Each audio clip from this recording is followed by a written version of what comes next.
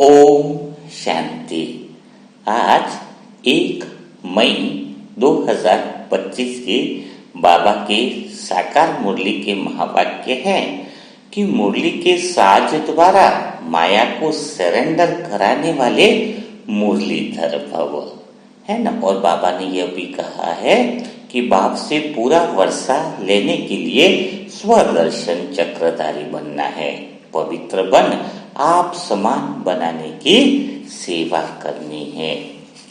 तो हम आत्माएं मुरली के राज को तो समझ ही पा रहे हैं कि मुरली ने कैसे हम आत्माओं का जीवन बदल दिया है ना। कितना परिवर्तन हमारे अंदर आ गया है।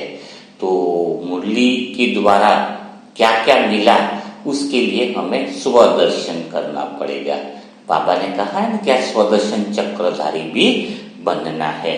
तो स्वदर्शन चक्रधारी कैसे बने और मुरली के राज को कैसे समझे, तो इसके बारे में आज हम सेशन करेंगे। तो डायरी में लिख लीजिए कि वास्तविक स्वदर्शन होता क्या है ना। अभी तक तो हम आत्माओं ने जो सुना है, जो समझा है, वैसा ही करते आए, लेकिन स्वदर्शन वास्तविक रीति से कैसे हो, जो हमारे जीवन के अंदर परिवर्तन लेकर के आए। तो हेडिंग में लिखिए कि सच्चा स्वदर्शन कैसे करना है ना, उसके बारे में हम अभ्यास करेंगे। तो सबसे पहली पॉइंट रहेगी उसके लिए कि पूरे दिन हमारी जो नजर है वह विचारों पर होनी चाहिए, ठीक है ना। एक तो होता है कि बाहर का दुनिया, तो बाहर के लिए कैसे क्या ध्यान रखना है कि 4 दिन की तो चांदनी है, फिर अंधेरी रात है। OIL, out in living system है। OIL लिखिए, आउट इन लिविंग सिस्टम, यानी बाहर की तरफ अगर हम रहते हैं, ज्यादा से ज्यादा बाहर की टाइम स्पेंड करते हैं, बाहर की लिविंग सिस्टम में अगर हम टाइम स्पेंड करेंगे तो दुख ही मिलना है। क्योंकि 4 दिन की चांदनी, कहावत है ना कि 4 दिन की चांदनी है, फिर अंधेरी रात है। यानी बाहर थोड़ा सा भी सुख मिलेगा तो उससे ज्यादा बड़ा दुख मिलने वाला है। तो हमें इन लिविंग सिस्टम में रहना है, यानी हमें अंदर की तरफ रहना है। और बाहर की जो भी समस्याएं हैं, जो भी विघ्न है, उसको हम अंदर से देखकर, समझकर बहुत आसानी से हम उन समस्याओं से पार जा सकते हैं। तो स्वदर्शन चक्रधारी में पहला क्या करना है, बहुत ध्यान से आज पूरे दिन में, है ना, डायरी में लिखना भी सीखे कि 10 मिनट में मैंने क्या क्या विचारों को देखना, क्योंकि बाहर तो जाना नहीं है ना। बाहर के तो बताए ना 4 दिन की चांदनी, तो आज पूरा दिन इनर सिस्टम पे काम होने वाला है, यानी अपने विचारों को देखना है। और विचारों को देखकर अंदर की तरफ जाकर बाहर की जितनी भी समस्याएं हैं, जितने भी विघ्न हैं, या इधर उधर की जो भी बातें हैं, उसको हम बाहर से दूर नहीं करेंगे, उसको अंदर से दूर करेंगे, है ना। बाहर से नहीं होता है समाधान, इसको प्रैक्टिकल हम आज थोड़ा महसूस करेंगे, समझेंगे, ठीक है ना। तो यह चीज आपको पहली बात जो है वो विचारों को देखने वाली बात जो है वह आपको समझ में आ गई। दूसरी जो बात है कि विचारों को तो देख रहे हैं, है ना, विचारों को देखना चालू कर दिया, स्वदर्शन चक्र यानी अंदर के विचारों को देखना, समझना। लेकिन विचारों में क्या देखना होता है, यह बात बहुत ज्यादा इम्पोर्टेंट है। तो विचारों में जो चीज देखी जाती है वो देखी जाती है अपना बिलीफ सिस्टम क्या है। यानी कोई विचार आपको देते ना, भी सबको बोला जाएगा कि आप देवता बनने वाले हो, तो वो विचार है ना, सबके अंदर नहीं जाएगा, अंदर से दूसरा विचार आएगा, वो होगा बिलीफ सिस्टम का। क्या कि ऐसे थोड़ी देवता बनेंगे, थोड़ा टाइम लगेगा। अगर आपको विचार दिया जाए, अगर अभी मैं बोलूं कि आज शाम से पहले अगर आप चाहो तो 100%, चाहे आपकी शरीर के स्वास्थ्य की समस्या हो, चाहे धन की समस्या हो, चाहे कैसी भी समस्या हो, आपकी समस्या खत्म होने वाली है। तो इस विचार में क्या देखना होता है कि जैसे मुझे आत्मा ने विचार दिया, आप हजारों लोग जो सुन रहे हैं, वह विचार सब में समान रीति से काम नहीं करेगा, अंदर से आवाज आएगी सबके अंदर से। ऐसे शाम तक कोई समस्या खत्म होती हो, टाइम पास हो ही नहीं। कुछ कुछ आत्माएं ऐसी होंगी जो तुरंत बिलीव कर लेंगी, और नहीं 100% समस्या खत्म हो जाएगी, बहुत जबरदस्त है। ठीक है, तो ये विचारों को देखने का अर्थ क्या है कि विचार हमारे कौन से बिलीफ सिस्टम पे अंदर बने हुए हैं, हमारा ऐसा कौन सा बिलीफ सिस्टम है जो हमें प्रोग्रेस से रोकता है, हमें विघ्नों से पड़ जाते हैं, हम समस्याएं भी आती है लेकिन क्यों नहीं निकल पाते हैं। तो इसका कारण क्या, स्वदर्शन करने का अर्थ है कि मेरे अंदर वो बिलीफ सिस्टम जो है वह आपको सकारात्मकता से बहुत ज्यादा रोक लेता है।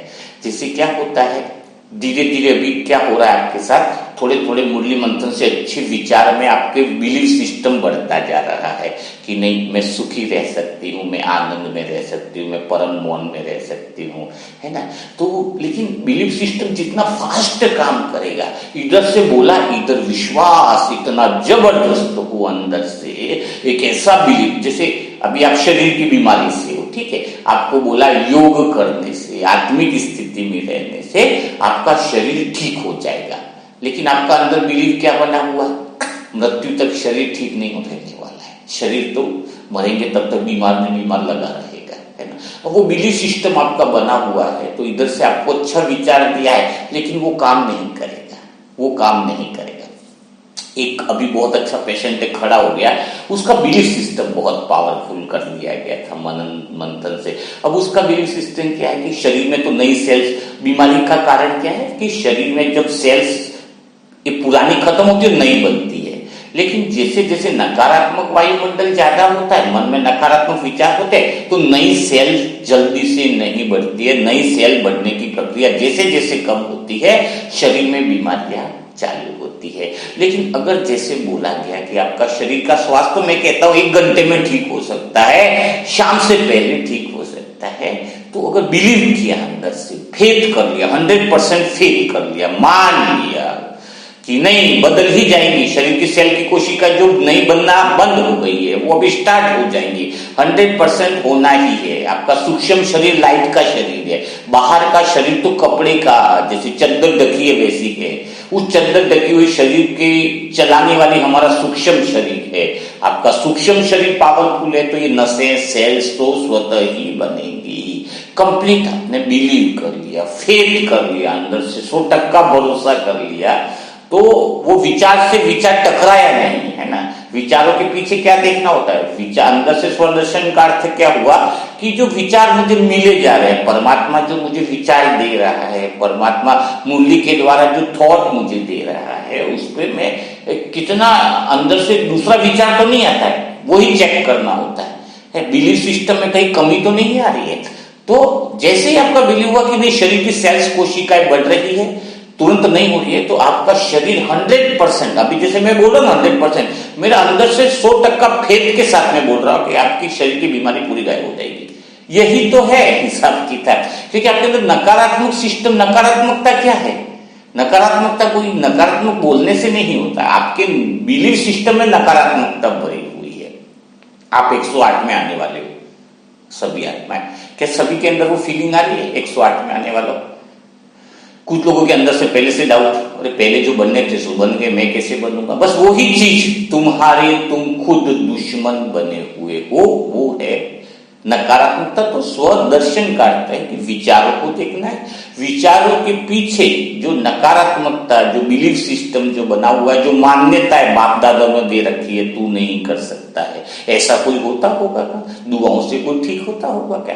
पहले मुझे ऐसी मान्यता मिली, अब मेरे अंदर से बिलीफ सिस्टम क्या हुआ कि दुआओं से पूरी तरीके से लोग ठीक हो जाते, अभी संशय ही नहीं बचा। अभी तो इस बात पे काम हो रहा है अंदर से कि हाथ लगाएं और शरीर बीमार व्यक्ति खड़ा हो जाए, क्योंकि हम पूर्वज आत्माएं हैं। पूर्वज आत्माएं यानी चमत्कारिक आत्माएं, हमारी दृष्टि मात्र से लोगों के रोग दूर हो जाने वाले हैं। बाबा की वाणी है, हमारी दृष्टि मात्र से लोगों की पीड़ाएं दूर हो जाने वाली है।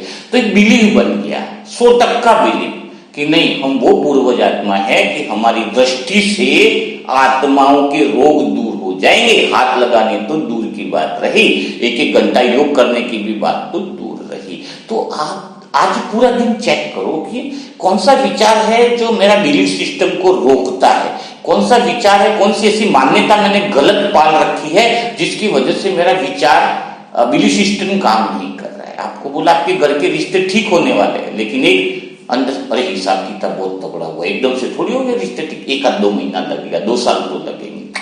क्या 2 साल? मैं कहता हूं अभी से रिश्ते ठीक ही हैं आपके, सबके रिश्ते बहुत पावरफुल हैं, बहुत अच्छे ही हैं। क्या तगड़ा बिलीव रखो अंदर, 100% बिलीव रखो कि पूरी कायनात और कुदरत और सारी चीज दुनिया वाले, सारी परम और ब्रह्मांड शक्ति इस चीज में लग जाए कि आपके रिश्ते 1 घंटे में ठीक कर दे आपके सारे।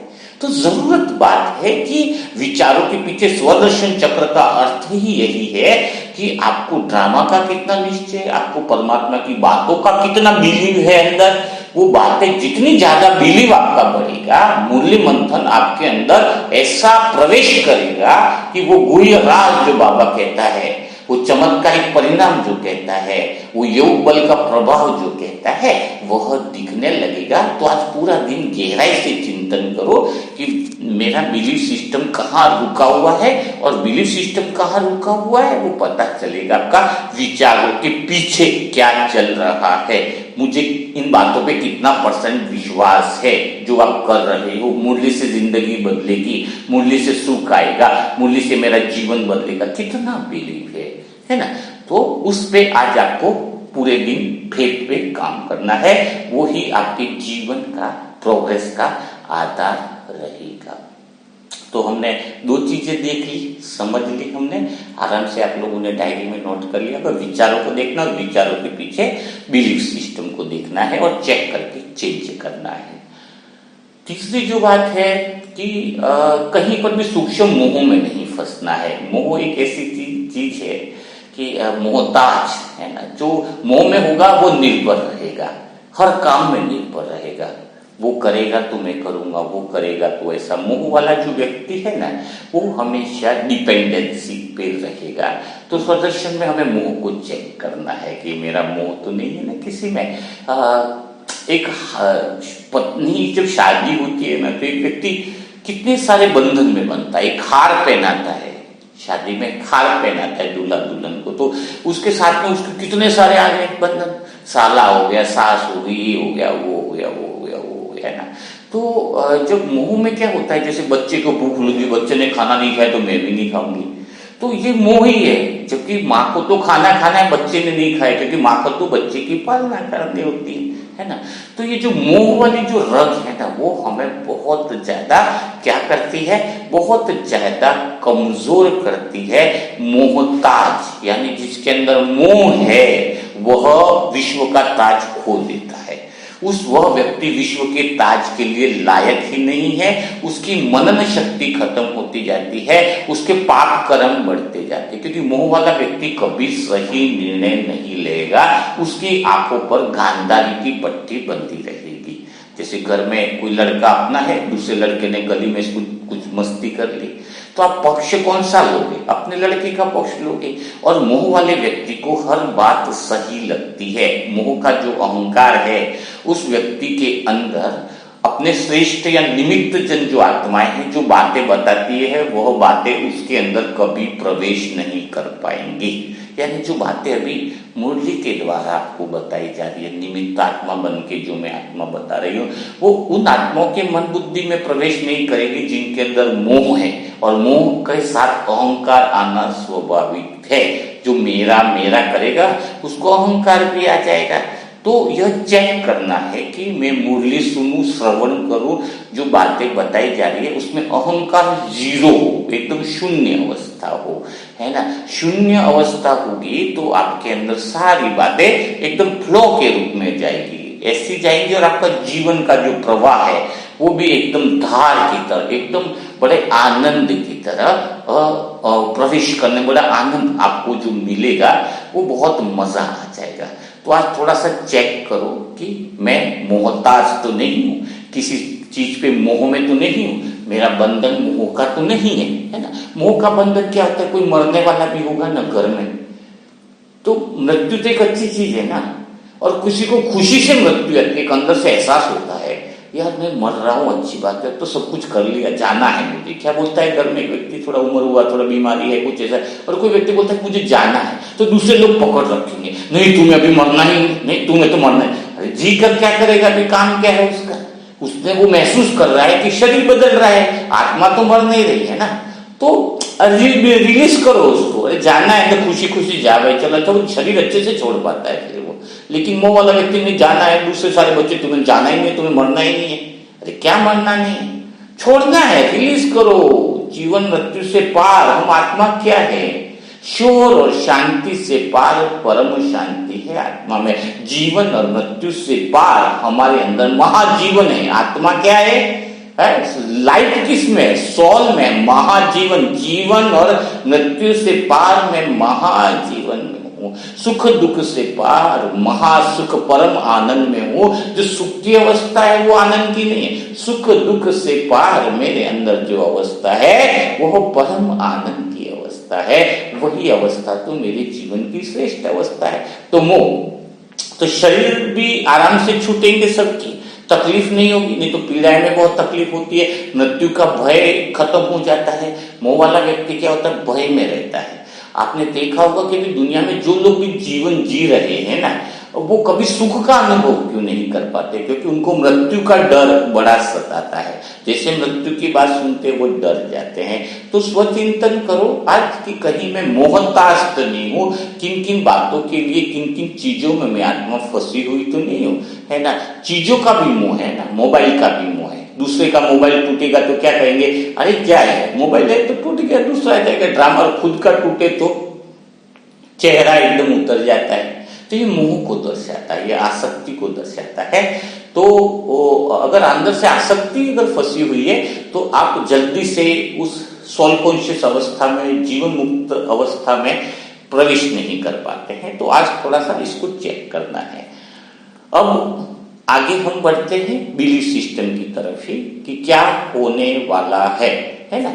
तो हम कहाँ तक पहुंचे अभी मनन चिंतन में, स्वदर्शन में, कि पहला विचारों को देखना है, समझ में।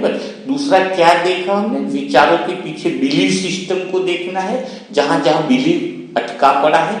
तीसरा चीज हमने क्या देखा कि उस बिलीफ सिस्टम में भी कहीं मोह तो नहीं, क्योंकि मोह वाला व्यक्ति स्वयं में देख नहीं पाता है ना, मोह की पट्टी बंदी होती है ना गाना। तो मोह की पट्टी उतरेगी तो स्वचिंतन अच्छा होगा। तो मोह की पट्टी उतार दी आपने, है ना। मैं आत्मा सब चीजों से मुक्त हूं, किसी से लगाव नहीं, किसी से मोह नहीं, है ना। तो अब क्या नजर आता है आपको, तो अंदर एक शब्द लिखिए बहुत गहरा है, आई am a miracle, I am a magic. कौन, क्या लिखोगे कि आई एम अ मिरेकल, मैं कौन हूं, I am a magician. Who am I, मैं हूं, मैं कौन हूं, मैं मैजिशियन हूं, मैं मैजिक कौन में स्थित हूं। कौन सा मैजिक है आपके अंदर, कि आपके अंदर वह मैजिक है, आपके अंदर वो पाओ कि आप जो चाहे वो कर सकते हो। यू आर द ईश्वरीय प्रॉपर्टी। मैं आत्मा ईश्वरीय प्रॉपर्टी हूं। मुझे दुख, अशांति, परेशानी कुछ भी टच नहीं कर सकती।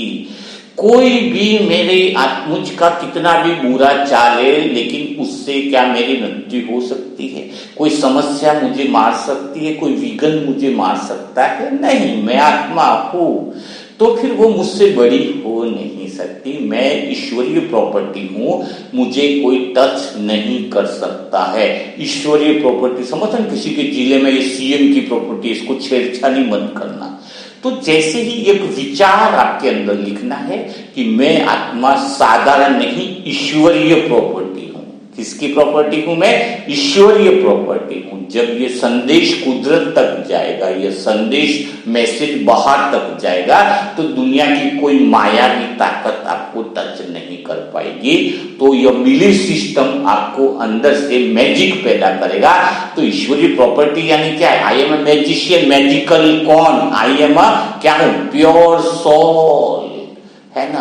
तो हम उस स्थिति पे स्थित हो रहे हैं। तो अपने मैजिक को समझो, आप सब कुछ कर सकते हो। शरीर को भी, बीमार है तो भी एक्सपीरियंस करो कि पूरे गार्डन में, पूरे मैदान में मेरा शरीर 25 चक्कर लगा रहा है। सूक्ष्म शरीर के रूप में अनुभव करो, 25 चक्कर लगा रहा है। क्या लगा रहा है, डेली देखो, अपने आप को विजुलाइज करो कि 25 चक्कर इस गार्डन में दौड़ रहा हूं, इतना दौड़ रहा हूं, शरीर में पसीने आ रहे हैं, फुटबॉल खेल रहा हूं, 25 चक्कर लगा रहा हूं।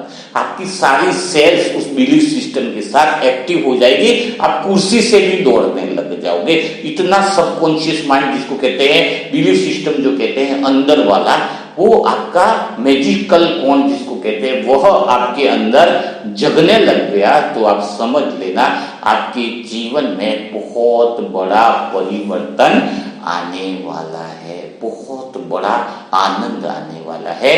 तो मैं ईश्वरीय प्रॉपर्टी हूँ, मैजिकल कौन हूँ, मैजिकल थिंग हूँ, मैजिकल सोल हूँ। यह नशा रखने से आपके जीवन में मैजिकल काम होने लग जाएंगे और बिलीफ सिस्टम आपका पावरफुल हो जाएगा। किसी बात में बाबा ने कहा संशय बुद्धि विनेशन थी, आप निश्चय बुद्धि रखो। बाबा के भगवान के बोलो में निश्चय बुद्धि रखो कि भगवान ने कहा कि तुम माया पर विजयी रतन आत्मा हो, तो तुम हो, तुम जो चाहे वो कर सकते हो, तो तुम कर सकते हो। स्वयं भगवान के शब्द हैं, तो उसको बिना किसी संशय के तुरंत स्वीकार करने की शक्ति जब अंदर आ जाती है तो आपके जीवन में वह परिवर्तन होने लगता है। ठीक है, पांचवी चीज है जो आज स्वदर्शन करना है, स्वयं का मनन चिंतन हमें जो करना है वो है कि खुद के अंदर की फीलिंग को देखना है, खुद के अवगुणों को देखना है। मतलब जैसे क्या होता है, एक एग्जाम्पल के द्वारा मैं आपको बताऊंगा कि एक बार क्या हुआ कि एक जगह फ्लैट लिया, 3rd फ्लोर पे फ्लैट लिया था रेंट पे किसी ने। तो उसकी वाइफ जब खिड़की से देखती थी तो वो बार बार बोलती थी, देखो ना सामने वाली को तो कपड़े धोने भी नहीं आता, कितने गंदे कपड़े उसने धो रखे हैं, कितना गंदगी से। वो बाहर दूसरी खिड़की से जो सामने वाला है उसको दिखता था ना रस्सी पे सूखा है, तो बार बार 1 दिन हो गया, 2 दिन हो गया, वो हमेशा बोले क्या पता इतने शादी को हो गया आज भी कपड़े गंदे धोए। तो पति ने क्या किया कि एक कपड़ा लाओ बोला, कपड़े ले करके आई। तो फिर उसने क्या किया, अपने ही घर की जो खिड़की थी उसको साफ कर दिया अच्छे से। तो उसको बताया कि देखो अभी कपड़े कैसे दिख रहे हैं। तो उसने देखा है कपड़े तो साफ है, तो गंदा कहाँ था, गंदगी थी अपने कांच के ऊपर ही धूल लगी हुई थी। तो हमें पांचवी चीज में हमें क्या देखना है, क्या देखना है कि हमारी दृष्टि में ही अंदर की कमी कमजोरियों को देखना है। और हमें क्या चेक करना है कि अगर हमें कोई बुरी फीलिंग आ रही है, दुख हो रहा है या सुख हो रहा है, तो उसके स्वयं हम खुद जिम्मेदार है। क्या है, स्वयं हम खुद जिम्मेदार हैं। तो उस दुख की फीलिंग को और सुख की फीलिंग को देखना कैसे है उसको थोड़ा डिटेल में हम बात करेंगे, जिससे आपका जीवन बड़ा आनंद हो जाएगा। तो आप विचारों में क्या देखा, बिलीफ में क्या देखा, तो आपके पास 2 ही चीजें आपको देखने में आएगी जब विचारों को देखोगे। एक तो या तो आप दुख की फीलिंग आपको देखने को आएगी, या फिर आप तो सुख की फीलिंग, या तो आप दुख में होंगे या आप सुख में होंगे। और एक तीसरी स्टेज है असुख और दुख में होंगे, यानी आप बोरियत में हो, आराम से न तो सुख की फीलिंग में हो न दुख में, बोर हो रहे बैठे हो, पता नहीं चल रहा है कि मैं सुख में हूं या मैं दुख में हूं। 3 स्टेजें आपके पास आएंगी जब अपने विचारों को देखोगे। तो क्या देखोगे आप, जानने वाला देखने वाला मैं हूं, मैं आत्मा। ओरिजिनल स्टेज में अपनी स्थिति को देखूं, विचारों को देखूं, तो 3 स्थितियां मुझे देखने को मिलेगी। कौन से, या तो दुख की या सुख की या असुख और दुख, यानी आराम से बीच में बैठा हूं, न तो सुख आ रहा है न दुख आ रहा है, एक तरह से हल्का सा बोर फील कर रहा हूं, बट इतना दुख भी नहीं है और इतना सुख भी नहीं है। ये 3 स्टेजें आपको देखने को मिलेंगी। यही हमारा जीवन है। तो हम कैसे अपने जीवन को देखें, कैसे हम उस महाजीवन की स्थिति में स्थित हो, तो हमें तीनों को देखना होगा।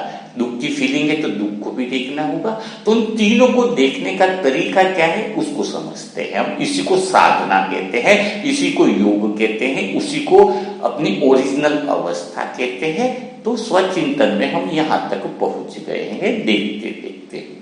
तो उसको एक उदाहरण से हम समझेंगे। एक व्यक्ति के पास 3 बॉल हैं, ठीक है, और उसने बहुत बड़ी प्रैक्टिस करी है। उसकी साधना जो उसने प्रैक्टिस करी वो तो किसी को दिखाई नहीं दी, वो तो प्रैक्टिस उसने कहीं एकांत में जाकर करी थी। वो प्रैक्टिस कैसी है कि वो एक बॉल को उछालता है, दूसरी बॉल हाथ में आ जाती है, फिर तीसरी बॉल उछालता है, यानी तीनों बॉलों को एक बार बारी बारी से उछालता है। कोई बॉल नीचे नहीं गिरती है ना। लेकिन जैसे पहली वाली बॉल गिरती है दूसरी उछल के आकाश में जाती है। वो सर्कस में देखा ना आपने, तीनों बॉलों को उछालने का अभ्यास। तो तीनों बॉलों को बारी बारी से खेल रहा है और हमेशा एक बॉल जैसे हाथ में आती है दूसरी बॉल उछल जाती है, ठीक है। यही हमारा जीवन का रहस्य है क्या है, कोई बॉल उससे चिपकती नहीं है, अगर एक बॉल चिपके तो दूसरी बॉल गिरेगी तो लफड़ा हो जाएगा ना।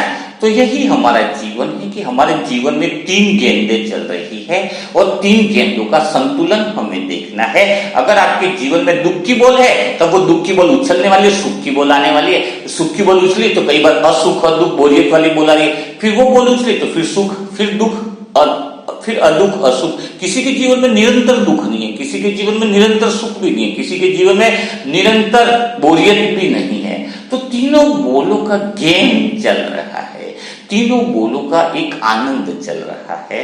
तो होता क्या है, अभी जीवन में हम साक्षी होकर के जब इन तीनों चीजों को देखते हैं, क्योंकि दुख तो है नहीं, दुख के पीछे तो सुख है, वो उठेगी तो सुख की गेंद आ जाएगी।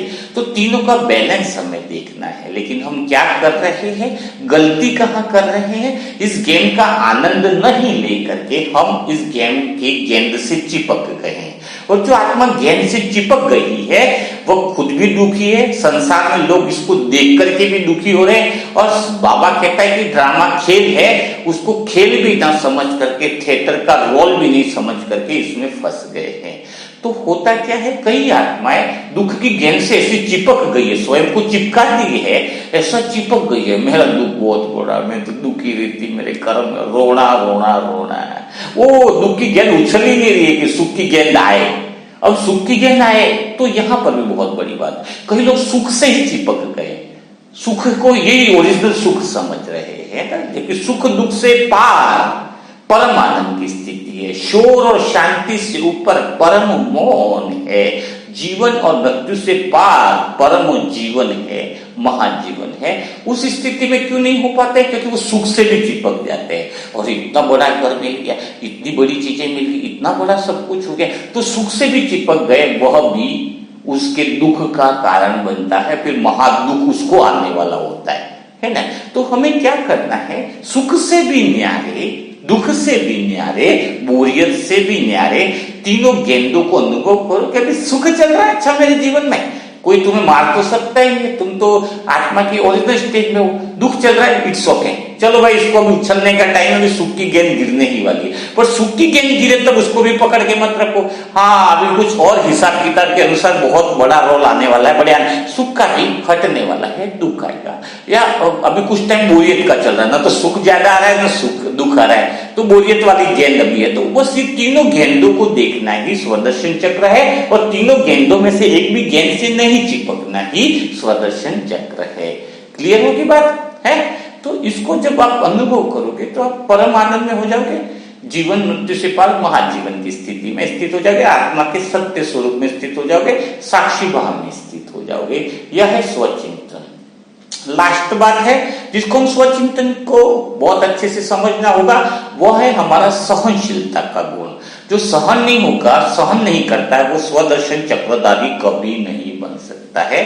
तो सहनशीलता माने क्या है, सहन करने का अर्थ क्या है, कहीं बाहर अत्याचार हो रहे हैं उसको रोकना, अपने पर अत्याचार को, तो वो तो सहन नहीं करना, उसमें तो अपने को सहन करने की जरूरत नहीं है, उसमें तो हमें कुछ एक्शन करने की जरूरत होती है ना। बाहर कोई अपना मोबाइल चुरा के लेके जा रहा है तो हमें बोले भाई मैं तो सहनशील हूं, लेके जा मोबाइल, हाँ ऐसा तो नहीं हुआ ना।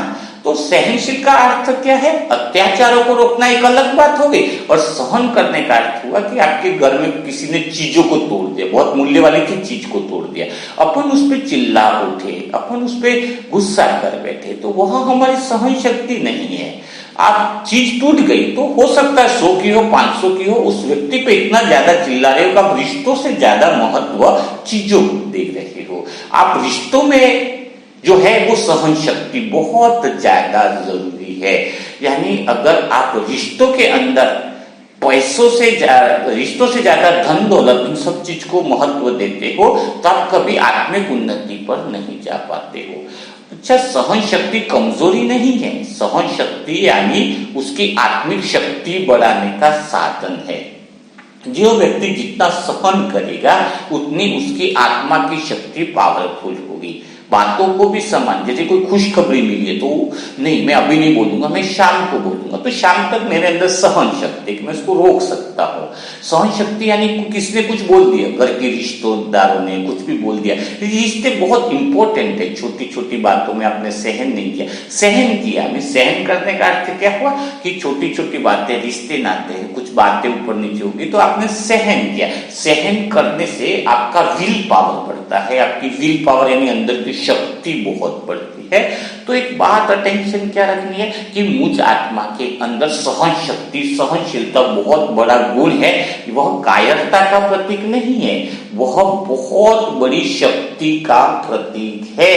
तो सहनशीलता उसी तरीके से देखनी होती है। सहन करने का अर्थ क्या हुआ, इसको थोड़ा सा और डिफाइन करके हम लोग समझते हैं। अगर योग भी कर रहे हैं, जो बातों को सहन कर लेता है, बातों को समा लेता है, पचा लेता है, तो सहन करता मतलब कैसा है कि किसी के घर में किसी ने सास ने बहुत सहन किया तो स्वर्ग बना लिया। देखते हैं ना अपन, कुछ बातों को सहन कर लिया तो स्वर्ग बना लिया। तो सहन में शरीर का योग करते वहां भी सहन शक्ति काम आती है। अगर मैंने सोच लिया मेरा डेली आधा घंटे का योग का अभ्यास है, आज से मैं 1 घंटा करूंगा, तो मैंने क्या किया कि शरीर में कितना भी मूवमेंट आएगा, हाथ में दर्द होगा, पीड़ा होगी, शरीर में घुटनों में दर्द होगा, लेकिन मैं सहन करूंगा, लेकिन 1 घंटे तक मैं यहां से नहीं उठूंगा। तो मेरी आधा घंटा तो प्रैक्टिस थी, अब पता चला 1 घंटा कर रहा हूं तो पाँव में दर्द हो रहा है, हाथ में दर्द हो रहा है, लेकिन नहीं मैं सहन कर रहा हूं। अब क्या होगा, सहन करते करते शरीर में एक मोड़ आएगा, शरीर अपना गियर चेंज करता है। तो एक बार दर्द होगी, पीड़ा होगी हाथ में, लेकिन फिर एक ऐसी स्थिति आएगी कि वो सारे दर्द खत्म हो जाएंगे। और मैं जब 1 घंटे की सोच रहा था योग करते हैं, वहां 3-3 घंटे बैठ पा रहा हूं, तो वो क्या होगा, लोग उठ जाते हैं, थोड़ी देर निर्णय लेते 1 घंटा योग करना है, आधा घंटा, थोड़ा सा पाँव में पीड़ा हुई, थोड़ा पानी पीना, थोड़ा ये हो गया, खुजली आ रही, उठ जाते हैं। उनके अंदर सहन शक्ति नहीं है, तो सहन शक्ति नहीं है तो परिवर्तन आना स्वाभाविक है। तो ये परिवर्तन नहीं आएगा तो चेंज बहुत बड़ा नहीं आएगा। तो आज से आपको इस बात पे अटेंशन देना कि पूरा दिन में घर के आसपास के रिश्ते कोई कितना भी बोले, नहीं, मेरे लिए रिश्ते बहुत अच्छे हैं और रिश्तों में सहन करना कोई अच्छा, सहन करना भी बहुत बड़ी बात है। जैसे मैं और बड़ी दीदी जा रहे हैं, तो मुझे कोई गालियां देगा तो मैं सहन कर लेता हूँ, लेकिन अगर कोई बड़ी दीदी को बोलेगा साथ में कि मैं बोलूँ बड़ी दीदी भी सहन करे, नहीं, बड़ी दीदी को अगर कोई बोल रहा है तो मुझे वहां पे स्टेप उठानी है।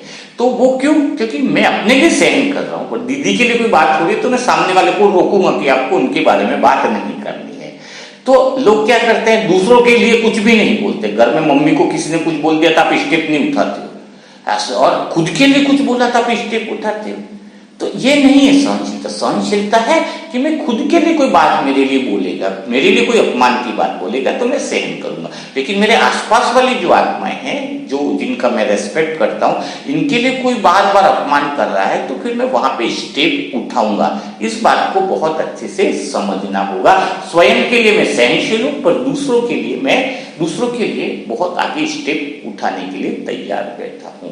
तो इस तरीके से आज पूरे दिन का मनन चिंतन है। एक लास्ट पॉइंट और बता देते हैं, वैसे समय हो जाता है लेकिन लास्ट पॉइंट इसलिए बता देते हैं कि आपको आज जीवन में एक स्वदर्शन में एक चीज चेक करनी होती है कि मेरे जीवन में क्या मिसिंग है। मिसिंग वाले शब्द को बाहर निकालो। जैसे जो काम मुरली मंथन कर रहे हैं, उसको लगता है कि मेरे अंदर इतनी प्रोग्रेस नहीं हो रही है, तो वो शब्द क्या हुआ जो काम कि मेरी प्रोग्रेस नहीं हो रही है, यानी संतुष्टता नहीं है, तो यह शब्द मेरे जीवन में मिसिंग है। तो उसके अंदर आप क्या लाओगे बात को कि नहीं, मैं अभी प्रोग्रेस तो कर रहा हूं ना, जितना मेरी प्रोग्रेस, जितना मैं सीख तो रहा हूं ना, वहां तक नहीं पहुंचा, लेकिन मैं जितना सीखा है उतनी प्रोग्रेस हो रही है, तो मिसिंग शब्द गायब हो जाएगा। कई लोग आपको मिसिंग शब्द दे जाते हैं जिससे आप ख्याल में खो जाते हो। जैसे आप घर में काम करो, कोई आके बोल दिया, अरे क्या दुआ में क्या इसमें रखा, तुम तो हाउसवाइफ ही हो, पूरा जीवन ही तुम्हारा ऐसे ही निकलने वाला है, तुम समय को बर्बाद कर, वो तो चला गया। अब आपको वो मिसिंग शब्द दे के गया। कौन सा शब्द, अरे मैं ऐसे करने वाली, मैं हाउसवाइफ ही रहने वाली, मेरे जीवन ऐसे ही निकलने वाला। तो आपके जीवन से जो गायब चीजें वो बता के गए, एक्चुअली वो गायब नहीं है।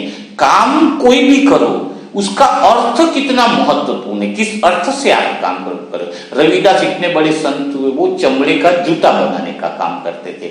अगर आप बोलोगे कोई बदल, तुम तो चमड़े का जूता बनाते, तुम्हारे और कोई काम नहीं मिला, लेकिन वो किस भाव से बनाते थे चमड़े का जूता कि जो भी तीर्थ यात्रा करने जाता है, बाहर जाता है, तो उनके पांवों में कष्ट न हो और वो जूते पहन के जाए। तो उसकी काम करने का अर्थ क्या है, उसके पीछे भावार्थ क्या है। कबीर जी बुनकर से कपड़े बुनने का काम करते थे, लेकिन उनकी सोच कितनी ऊंची थी। तो इंसान, आप जो काम कर रहे हो, लोग जो आपको अर्थ दे रहे हैं काम करने का, उस अर्थ में मत जाओ, वरना जीवन में आपको हर चीज मिसिंग लगेगी। जैसे अभी हम दुआएं देने का काम करते हैं, तो हमें पता है उसका कितना बड़ा अर्थ है। हम किसी के जीवन को बचाने के लिए जाते हैं, किसी के जीवन को दिशा देने वाले जाते हैं। एक आत्मा के ऊपर जीवन के सारे परिवार की खुशियां निर्भर होती है। एक आत्मा अगर सुकून में आ जाती है, वो दर्द से मुक्त हो जाती है, तो हजारों लोगों का परमात्मा के प्रति भरोसा और विश्वास बढ़ता है। तो हम जो काम कर रहे हैं उसको अर्थ दो। जितना गहरा अर्थ समझ में आएगा अपने काम का, उतना ही आप उस काम के प्रति संतुष्टता आएगी और आपके शब्द से जो जो लोग मिसिंग आपको दे रहे हैं वो मिसिंग। कोई बोलेगा तू तो 21 साल की उम्र है, 22 साल तो जॉब ही नहीं कर रहा, नौकरी नहीं ढूंढ रहा है, तो वो अपने को दे के गया कि तुम्हारी जीवन से जॉब मिसिंग थी।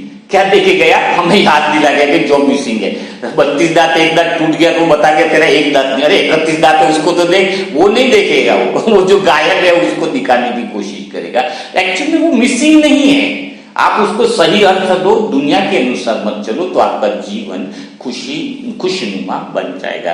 तो आज काफी सारी आपको मुरली मंथन के पॉइंट्स मिल गए हैं, जिसको प्रैक्टिकली होमवर्क के रूप में आज पूरा दिन कीजिए। संडे के दिन ऐसा समय मिले कि 6-7 दिन का एक प्रैक्टिकल प्रयोग करके देखे तो और ज्यादा अच्छा होगा। एक संडे का क्वेश्चन पेपर भी रखने का मूड हो रहा है। धीरे धीरे हम मुरली मंथन में आगे प्रोग्रेस करेंगे। तो आज पूरा दिन प्रैक्टिस कीजिएगा, तो कल फिर हम मुलाकात करेंगे नए मुरली मंथन के साथ। तब तक के लिए सभी भाई बहनों को ओम शांति, ओम शांति।